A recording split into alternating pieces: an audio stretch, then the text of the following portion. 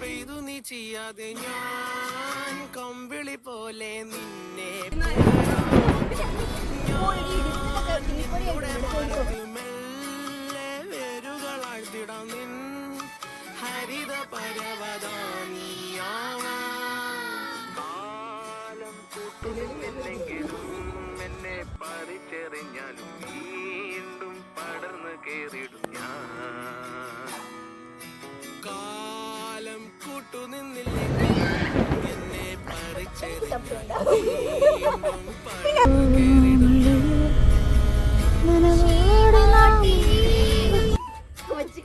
ഇത്തിരി